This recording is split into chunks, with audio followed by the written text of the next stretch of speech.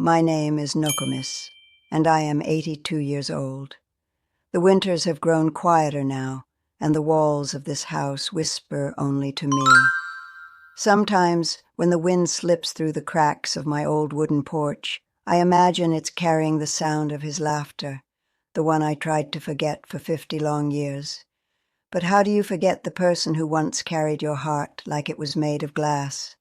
The morning it all began is still clear in my memory, clearer than yesterday. I was 17, full of dreams bigger than our reservation, and he was the kind of boy who made you believe in forever. His name was Elias Whitehawk. He wasn't just handsome, he was gentle in a way that made the world seem softer. We would sit by the lake after sunset, throwing stones into the water, making promises that the stars above would keep for us. Or at least, that's what I thought. It's strange, isn't it? How memories stay young even when your bones grow old. Every night I can still feel the weight of his hand around mine, the warmth of his breath against my ear when he said, "I'll always come back to you, Nokomis, no matter what happens." That was the last thing he said before he left for the city. He said he wanted to find work, earn enough to build us a small cabin by the water, a place where no one could tell us how to live. I waited for his first letter like a child waits for spring.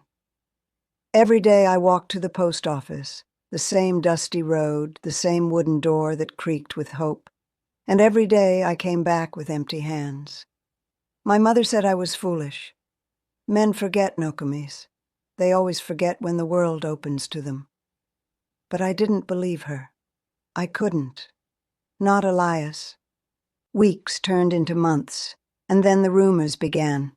They said he found someone else in the city, a woman with soft hair and a bright laugh. I remember standing in front of the mirror that night, touching my face, as if I could see what she had that I didn't. I cried quietly so my mother wouldn't hear, biting my sleeve so the sound wouldn't escape my mouth. But even then, I didn't hate him. I told myself there must be a reason, something bigger than betrayal. Maybe he was hurt. Maybe he couldn't write. Maybe life had swallowed him whole. You see, when you love someone that deeply, your heart becomes their lawyer.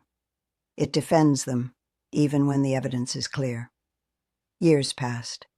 My hair darkened with sorrow before it turned gray. I married another man, Samuel, a kind widower who loved me gently, but never completely. He used to say, "You look at the horizon too much, Nokomis. What are you waiting for?" I would smile and say nothing, though my heart whispered, Elias. Samuel died young, and I buried him under the oak tree behind our house. After his funeral, I sat by his grave and confessed the truth he probably already knew, that a part of me had always belonged to someone else. That confession broke me in ways silence never could. Then life grew quiet. Decades slipped through my hands like water, and I became the old woman who talked to the wind. Children in the village would wave and call me Grandma Nokomis. I'd smile, hiding the ache behind my wrinkles. I told stories by the fire, stories of love and loss, of promises kept and broken. But I never told my story. That one was buried deeper than any grave, until the day I found his diary. It happened on a gray afternoon, the kind that makes time stand still. My niece, Lena, was helping me clean out the attic. She pulled an old trunk from behind the rocking chair, one I hadn't opened in half a century. Inside were photographs, letters, a ribbon, and beneath them a small leather-bound book with his name written faintly on the cover, Elias Whitehawk. My hands trembled so badly I thought I'd drop it. For a long moment I just stared at it, afraid, angry, curious, all at once. My heart began to race like it hadn't in years. Lena asked, "Auntie, are you all right?" I nodded, though I wasn't. I told her I'd like to go through it alone. She smiled, kissed my forehead, and left the attic, leaving me in that dim, dusty silence. I sat there, staring at the diary, the air thick with ghosts. What could it possibly say after all these years? Why did it end up here, in my attic? Did someone send it? Did he mean for me to find it? My fingers brushed the cover, tracing the worn edges. I whispered to the dust, "Elias, why now? Before I opened it, I hesitated, because part of me knew. Whatever was written inside could destroy the last pieces of peace I had left. But another part of me, the part that still remembered the warmth of his hand, needed to know. I opened the diary. The first line made my breath catch. If you're reading this, Nokomis, it means I never found my way back to you. My chest tightened. My eyes filled before I even knew I was crying. 50 years of silence. And finally, his voice had come back to me, through the paper, through time itself. What could he possibly mean? Why couldn't he come back? Why now, after half a century, was his truth in my hands? I wiped my tears, turned the page, and whispered to the wind outside, "All right, Elias. Tell me everything." The next few pages smelled like dust and years gone by. I could feel the weight of time pressing between each line, as if the ink itself had aged with me. My fingers shook as I turned the first page carefully, afraid it might crumble under the truth it carried. I lied to you, Nokomis. That single line cut deeper than any blade ever could. I whispered it out loud, as if saying it would make it less real. He lied to me. The attic felt smaller then, the air heavier. I wanted to close the diary right there, to protect the memory of the boy I once loved. But my curiosity, my need for answers, was stronger than my fear. He wrote about the day he left the reservation. He said he walked to the train station with tears in his eyes because he knew he was leaving behind the only person who truly saw him. But then, he said something I never expected. "I thought I was doing the right thing. Your mother came to see me that morning before the train left. She begged me to go, Nokomis. She said you deserved a better life, that you had a future waiting, and I was only going to ruin it." I gasped. My mother? My sweet, stern mother who braided my hair every morning and told me love was sacred. She had gone behind my back. My hands started trembling again, and I pressed the diary to my chest. "Why would she do that?" I murmured into the empty room. I read on. "She told me about a man who was ready to marry you, a man with land, money, stability. She said if I truly loved you, I'd let you go, and I believed her. I thought I was protecting you by walking away." A sound escaped my throat, half sob, half laughter. The irony stung. All these years, I thought he had chosen someone else. I thought I wasn't enough. But the truth was far crueler. He had walked away out of love, not betrayal. And my mother, she had made sure I never knew. I wiped my tears with the sleeve of my old sweater, smearing the dust across my cheek. The attic light flickered from the wind, and for a second, I saw my mother's face in the corner of my mind, stern, proud, convinced she was doing what was right. But I wondered, right for whom? For me, or for her idea of what my life should have been? "I waited for years to come back," Elias wrote. "But by the time I had enough saved to face your mother and prove myself, I heard you had married Samuel. I couldn't take that from him, so I stayed away. But not a day passed that I didn't think of you." I stopped reading for a moment, letting the words sink in like slow rain. He had loved me. He had never stopped. The ache in my heart shifted from anger to something softer, something like forgiveness, but not quite. I whispered, "Elias, why didn't you fight for me?" The wind outside moaned against the windows like it carried his apology across time. I turned the page again. "I wrote to you, Nokomis. I sent letters, dozens of them. But I think your mother kept them from you. Maybe she thought it would help you forget. I never got a reply, and I took that silence as your answer." My hands flew to my mouth. Letters. There had been letters. I thought about that old trunk again, the one my mother kept locked after she passed. I'd never opened it. It felt wrong to disturb her things. But now my heart pounded with a new kind of urgency. What if they were still there? The next line made my breath catch. "When I finally married, it wasn't out of love, Nokomis. It was because I was tired of waiting for a ghost to forgive me." I stared at that sentence until my eyes blurred. My tears fell onto the paper, staining his words. He had waited, too. We had both been prisoners of silence, each of us thinking the other had stopped caring. 50 years of distance built on a single lie. And now I was the only one left to remember it. The next pages were filled with years of thoughts, regrets, and dreams he had written as if speaking to me. He described the city, his marriage, his children. He said he named his first daughter Nomi, short for Nokomis. When I read that, something broke open inside me. I pressed my hand over my chest and whispered, "Oh, Elias." He had carried me with him, even in another life. I didn't know whether to smile or sob. I did both. When I reached the last page, I hesitated again. I wasn't ready for it to end. Not yet. My heart wasn't ready to let him go twice. But then I saw his final words, simple, trembling like a prayer. "If you ever find this, please forgive me. I wanted to come home, but I was too ashamed. I didn't deserve the woman I left waiting. You were my forever, Nokomis, even when forever was too far." My tears wouldn't stop. They came hot and fast, like all the years I'd kept bottled inside had finally spilled out. I held the diary close, rocking gently, whispering, "I forgive you, Elias. I forgive you."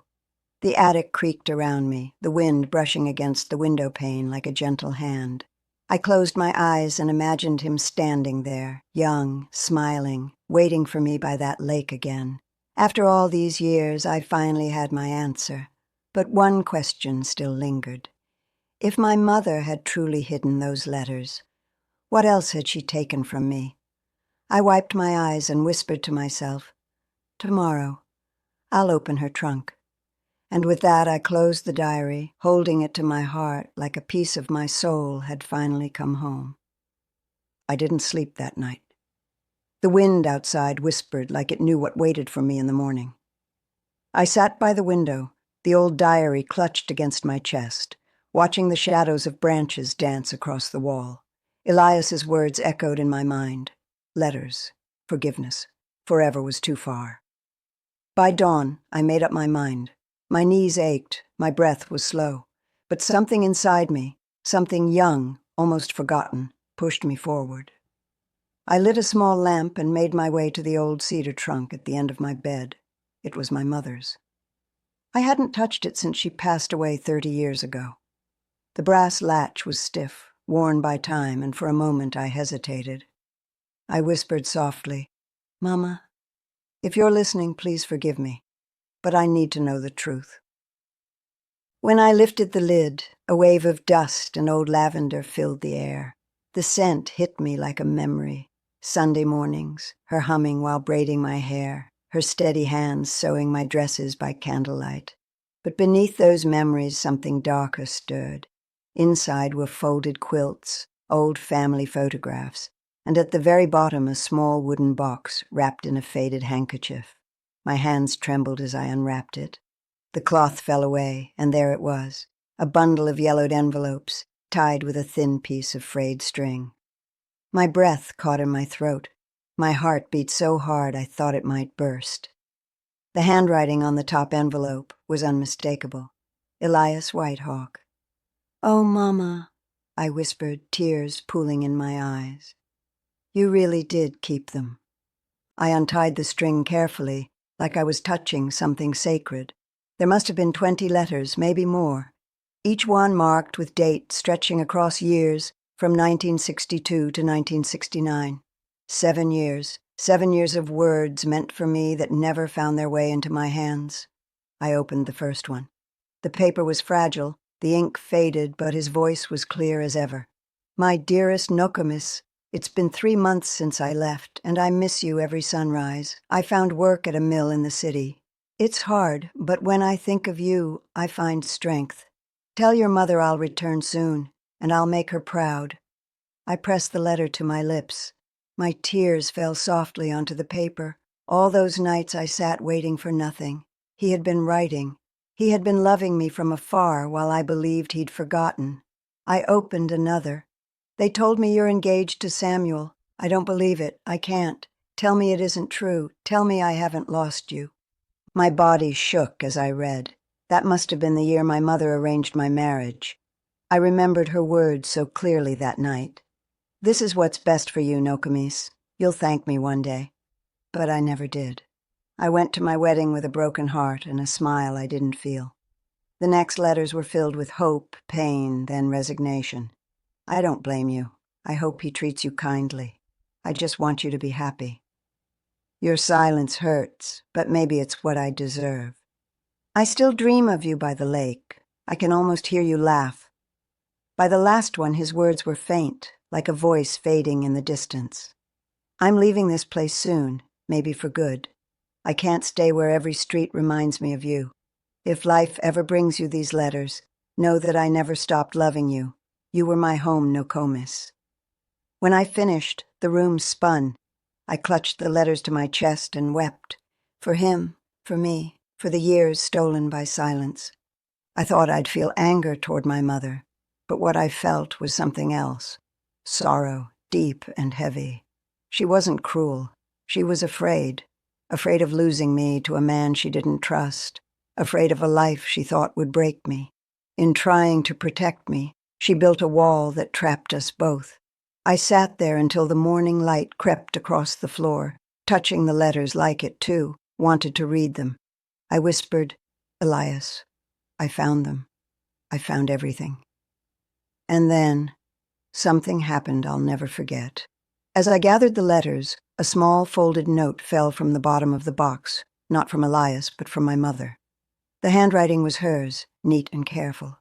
My Nokomis, if you ever find this, I hope you understand. I did what I thought was right.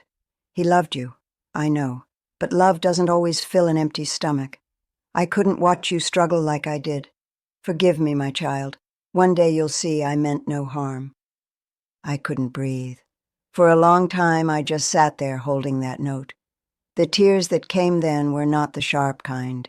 They were soft, tired tears, the kind that come when your heart finally stops fighting the past. I whispered, I forgive you, Mama. I forgive you both. The morning sun fell across the diary and the letters, lighting them up like relics of two lives that had been kept apart by good intentions and bad timing. I looked around the room, my room, filled with ghosts of love and regret, and for the first time I didn't feel alone. I decided right then what I had to do. I would go to the lake, the place where it all began, the place where Elias once promised forever, because maybe, even after all these years, he was still waiting for me there, in some quiet way only love understands. I gathered the letters, placed them carefully in a small bag, and whispered to the air, Elias, I'm coming home. The house creaked softly as if it understood, as if it too had been waiting for me to take that final step toward peace. Tomorrow, I would visit the lake.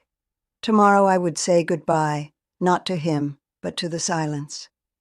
The next morning, the air felt different. It was still and gentle, like the world itself knew I was about to reopen an old chapter that had been sealed for too long. The sky was pale and quiet, the kind of gray that carries memory in its clouds. I wrapped a shawl around my shoulders, tucked the bundle of letters and Elias's diary into my bag, and stepped outside. My bones protested, but my heart was wide awake. Every step down that old dirt road was a step back through time. The trees seemed taller than I remembered, their leaves whispering softly, as if they recognized me after all these years. I could almost hear the echoes of our laughter, two young souls dreaming by the water, believing forever was something we could hold in our hands. The walk to the lake used to take 15 minutes when I was a girl. Now it took nearly an hour, with pauses to catch my breath and steady my balance. Still, I didn't mind. Every moment felt sacred, a pilgrimage, not just a walk. When I reached the edge of the water, I froze. For a moment I simply stared. The lake looked exactly the same, still, vast and endless, a mirror of the past. The old birch tree still leaned toward the water, its roots tangled like the veins of the earth. The rocks where we used to sit were half covered in moss, as if nature had tried to hide our secret place but couldn't quite manage it. I lowered myself onto the largest rock, clutching my shawl tight. The cold air nipped at my cheeks, and for a moment I felt 17 again, heart full, eyes bright, waiting for a boy who promised to come back. I'm here, Elias, I whispered to the lake. I kept my promise. I waited. The wind stirred the surface of the water, tiny ripples catching the light like scattered memories. I took the diary out of my bag and placed it beside me. Then, one by one, I unfolded his letters. I read them slowly, letting every word sink deep into the air that had once carried our voices. By the time I reached the last letter, my tears had dried into quiet. There was no anger left, only a deep, aching gratitude for having loved at all, even if it ended in silence. Then something caught my eye, a small wooden bench a few yards away, half hidden under the birch tree. I didn't remember it being there before. It looked old, but not as old as the rocks or the trees. Curiosity tugged at me. I stood, leaned on my cane, and shuffled toward it. When I got closer, I saw an inscription carved into the wood, faint but still legible. My breath caught. For Nokomis, my forever. I reached out, tracing the letters with my trembling fingers. The carving was deep, deliberate. Beneath it, a small brass plaque had been nailed into the wood, tarnished by years of rain. I bent closer, squinting to read. Elias Whitehawk, 1943-1999. My knees nearly gave out. I sank slowly onto the bench, one hand over my mouth, the other pressed to my chest. Elias, I whispered. He had come back. He had been here. Maybe not in life, but in spirit. He had built this quiet monument, for the girl he never stopped loving, the one he could never return to, yet could never forget. I sat there for what felt like hours, my hand resting on his name. The lake shimmered before me, and I felt him everywhere, in the breeze, in the trees, in the sunlight that slipped through the clouds.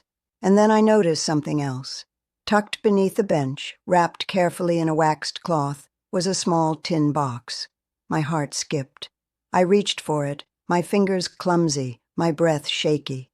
The box opened with a soft creak. Inside was a folded piece of paper, yellowed and fragile. If anyone finds this, please bring it to her, to Nokomis. She'll understand. My eyes blurred as I unfolded it. His handwriting was weaker now, trembling, but it was still him. My love, I came back to the lake many times. You weren't there, but I could feel you. I built this bench so that, if you ever returned, you'd know I never forgot. I'm an old man now. I've made peace with the choices that hurt us both. But if the wind carries this note to you somehow, know that I waited too. Every year, every season, until my heart grew tired. I pressed the note to my lips, closing my eyes as tears rolled freely down my face. You did wait, I whispered. You did. For the first time in 50 years, the ache inside me softened. It didn't vanish. Old pain never really does. But it turned warm, gentle, like a scar that no longer hurts to touch. I sat there long after the sun began to set, the sky painted with shades of pink and gold. I talked to him, to the air, the trees, the water. I told him about the life I had lived, about the letters, about the forgiveness. I told him I never stopped loving him, not even when time tried to make me forget. The wind brushed against my cheek, tender as a kiss. The lake shimmered once more, and I felt a quiet presence beside me, not seen, not heard, but deeply felt. I forgive you, I whispered again, my voice breaking, and I hope you forgive me too, for not coming sooner. The air grew still, and somewhere in the silence I could almost hear his reply, soft, carried by the wind. You came, Nokomis, that's enough. The last light of the day fell across the water, turning it into gold. I smiled through my tears. I had found him again, not in body, but in the place that had always belonged to us. As I stood to leave, I touched the plaque one last time and whispered, "Wait for me a little longer, Elias, just a little longer." Then I walked away, slow and steady, the sound of the lake following me home like a lullaby for a love that had finally found peace. That night, back in my small wooden house by the edge of the forest, I couldn't sleep. The wind outside hummed softly against the window panes, and the moonlight stretched across the floor like silver lace. The note from Elias rested on my bedside table, beside the old lamp that flickered with a weary glow. I stared at it for a long while, that piece of paper holding the words I had waited a lifetime to hear. My hands trembled, but not from weakness this time. It was something else, a strange peace that felt almost foreign. All those years I had thought he had forgotten me. I had built a wall of silence around that part of my heart, convincing myself that time would bury it. But love like that, the kind that roots itself deep in your soul, doesn't die. It only sleeps, waiting for the right whisper to wake it again.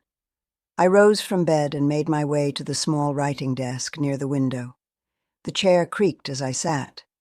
The air smelled faintly of cedarwood and the rain that had passed earlier. I pulled out a clean sheet of paper and dipped my pen in ink. It had been years since I'd written a letter. My hands moved slowly, but my heart guided every word. My dearest Elias, I found your bench today. I found your words. You have no idea what it means to me. To know you never forgot, that you carried me in your heart through all the years I thought you were gone. The pain I carried all this time has turned to light tonight. I don't feel alone anymore. I wish we could have met one more time, just once to say all the things that were left unsaid. But maybe this is better, you speaking to me through the wind, and I answering you through these lines. Maybe love doesn't need two bodies to exist. Maybe it only needs two souls that refuse to let go. You once told me, forever is just a word until someone fills it with meaning. Now I understand. We may have been apart in life, but our forever found its meaning today. Until we meet again, my love, under gentler skies. Always yours, Nokomis. When I finished, I sat in silence, letting the ink dry. Then I folded the letter carefully and slipped it inside the tin box with Elias's note and his diary. I tied a small piece of red cloth around it, the same shade as the scarf I wore the day he first kissed my hand. I decided I would bury it beneath the old birch tree by the lake. That way our words, the ones time tried to steal, would stay together. The next morning I asked my niece, Mariah, to drive me to the lake. She had always been curious about the old stories I told, though I had never shared the truth of this one. Her eyes were kind, patient. She reminded me of myself when I still believed every love story had a happy ending. We arrived at the lake just as the sun was rising. The air shimmered with mist, the kind that softens everything it touches. I asked her to wait by the car, then made my way to the bench. My knees ached, but my spirit felt light. I knelt, slowly, carefully, and began to dig a small hollow beneath the tree roots. The earth was cool and soft, welcoming. I placed the tin box inside and whispered, "Sleep well, my love." When I stood again, the wind brushed my cheek, gentle and warm. It felt like an answer. Mariah came over quietly, her voice soft. "Auntie, was that someone you loved?" I turned to her, smiling faintly. "Yes, child. Someone I never stopped loving." She nodded, eyes glistening. "Did he love you back?" I looked out over the water. More than I ever knew. We sat together for a while, watching the sunlight ripple across the surface. Birds skimmed the water, the birch leaves shimmered, and the world felt right. Not perfect, but right. That night, when I returned home, I made a small pot of tea and sat by the fire. My heart was tired, but no longer heavy. I thought about how life has a way of testing us, how love sometimes walks away, not because it stops caring, but because it must. Maybe that's what happened to Elias. Maybe he believed leaving was the only way to protect the dream we had built, even if it broke us both. I picked up my diary, the one I'd kept for over 50 years, and turned to the first blank page. I wrote, slowly and deliberately, "If love comes to you, hold it gently, but don't chain it, and if it leaves, don't curse it. Because sometimes love's truest act is to walk away so another can breathe." I closed the diary, placed it on the table, and whispered to the room, "Good night, Elias." The fire crackled softly. Outside, the wind rustled through the pine trees, and for just a moment I could swear I heard his voice in it, low and tender, like it had never left me. "Good night, Nokomis." I smiled and leaned back, eyes closing, the warmth of the fire wrapping around me like his arms once did. I didn't know how many tomorrows I had left, but that night I felt ready. Because love, true love, doesn't end when life does. It waits, patient and eternal, on the other side of silence. And as I drifted to sleep, I whispered one last promise to the night. When the train comes for me, Elias, I won't miss it this time.